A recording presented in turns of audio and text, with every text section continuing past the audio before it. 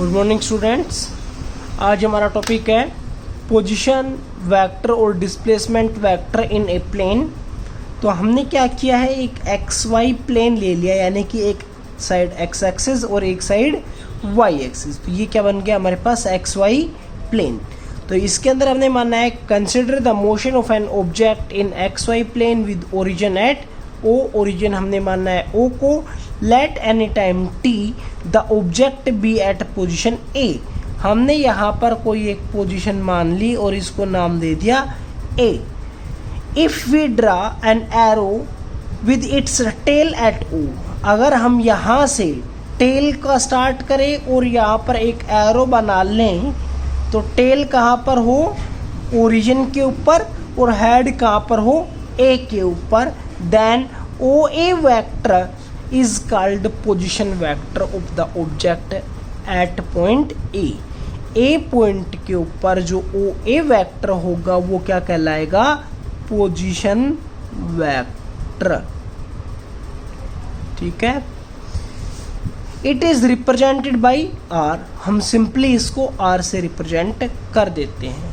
तो position vector हमें क्या बताता है, it tells the straight line distance of the object from the origin और स्टार्टिंग पॉइंट। ओरिजिन से ए तक हमें एक स्ट्रेट लाइन होगी, तो ये हमें इस डिस्टेंस के बारे में बताता है।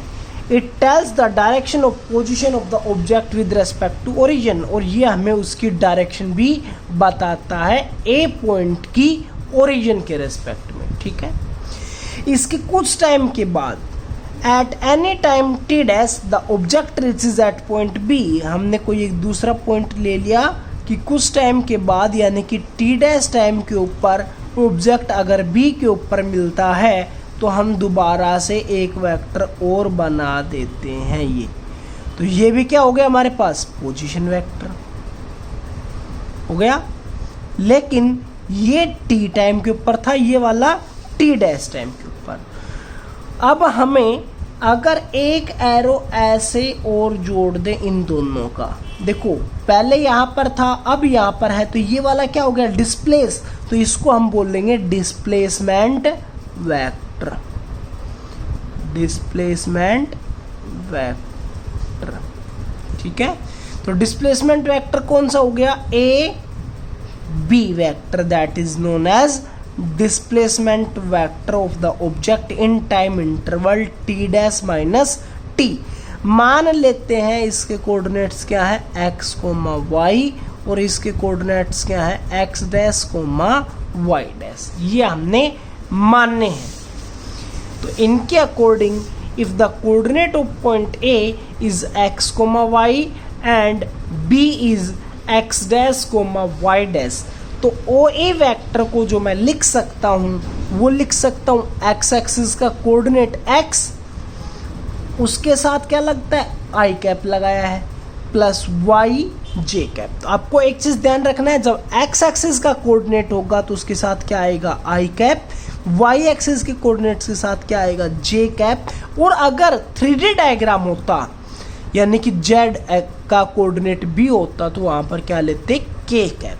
लेकिन हमारे पास यहाँ पर 2D डायग्राम है, तो क्या लिखा जाएगा, X I cap plus Y J cap. I cap किसको रिप्रेजेंट करता है, position of X axis, position of Y axis की यूनिट डायरेक्शन को। इसी तरह ओ बी वेक्टर हम क्या लिख सकते हैं, X dash I cap plus Y dash J cap. और ए बी की वैल्यू निकालना चाहें तो डिस्प्लेसमेंट क्या होता है, final position minus initial position, यानी कि O B vector minus O A vector, that is equals to X dash I cap plus Y dash J cap minus X I cap plus Y J cap. I cap वाली दोनों terms एक साथ लिख ली, क्या बन गया, x dash minus x, और बाहर कॉमन क्या आ रहा है यहाँ पर, आई कैप दोनों के अंदर, प्लस जे कैप की एक टर्म ये है और एक टर्म ये है, तो क्या हो जाएगा, वाई डैश माइनस बार था इसलिए माइनस वाई इंटू जे कैप।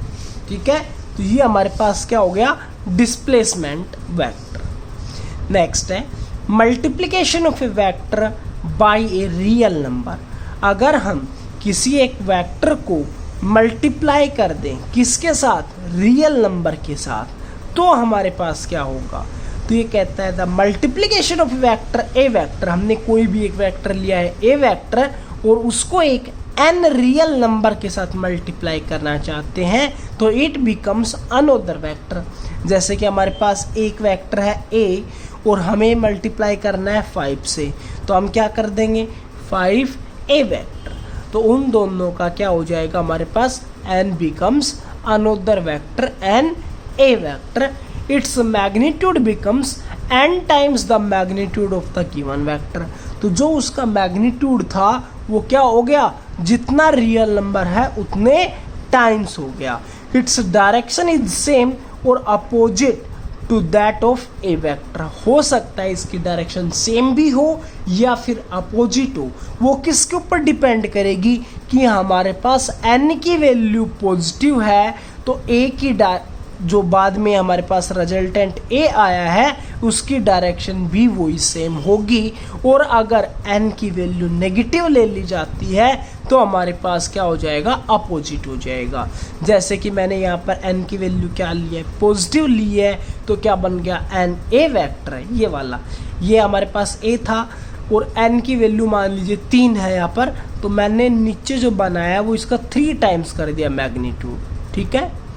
इसी तरह अगर n की वैल्यू नेगेटिव ले ली जाए, जैसे कि -2 ले ली जाए, तो यहाँ पर क्या हो जाएगा -2a वेक्टर, तो मैग्नीट्यूड तो क्या हो गया ट्वाइस, माइनस मतलब अपोजिट साइन, तो यहाँ पर देखो a वेक्टर इधर है और -na वेक्टर इधर है जिसका मैग्नीट्यूड इससे डबल है और अपोजिट भी है, तो माइनस लगा है तो इसका मतलब अपोजिट साइन के लिए यूज किया गया है। नेक्स्ट है multiplication of A vector by a scalar. अगर हम किसी भी एक वेक्टर को एक स्केलर के साथ मल्टीप्लाई करते हैं तब क्या होता है, when A vector is multiplied by a scalar S it becomes a vector S A vector.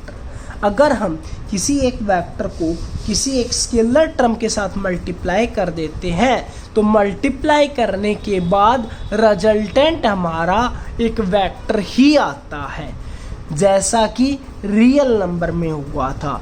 तो अब तुम ये कहोगे कि इस टॉपिक में और पिछले वाले टॉपिक में डिफरेंस क्या हुआ, तो वो डिफरेंस अब हम आगे पढ़ रहे हैं। Whose magnitude is S time the magnitude of A and its act along the direction of A. देखो अब क्या है, the unit of S A vector is different from the unit of A vector. पिछले वाले के अंदर unit change नहीं हो रही थी, लेकिन अगर हम किसी एक वेक्टर का मल्टीप्लाई किसी एक स्केलर टर्म के साथ करते हैं तो उसकी यूनिट भी चेंज हो जाती है। जैसा कि मैंने यहाँ पर एक एग्जाम्पल लिया है, एक ए वेक्टर लिया है, एक्सेलरेशन लिया है 10 मीटर पर सेकंड स्क्वायर वेस्ट की तरफ, मास लिया 2 kg, तो ये एक वेक्टर टर्म थी, ये एक स्केलर टर्म थी, दोनों का प्रोडक्ट किया तो क्या बन गया force F that is equals to ma, दोनों का प्रोडक्ट हो गया 20 kg मीटर पर सेकंड स्क्वायर। देखो अब ये यूनिट हो गई, पहले यूनिट क्या थी मीटर पर सेकंड स्क्वायर, तो यूनिट चेंज हो गई, यूनिट चेंज हो गई लेकिन डायरेक्शन क्या रहेगी, same due west. Next resultant vector, the resultant vector of 2 or more vectors is defined as the single vector which produce the same effect as is produced by individual vector। यानी कि जहां पर 2 या 2 से ज़्यादा vectors जैसा effect डाल रहे हैं वैसा ही कोई एक सिंगल वेक्टर इफेक्ट डाले तो वो क्या वेक्टर क्या कहलाएगा, resultant vector of these 2 or more vectors. Thank you.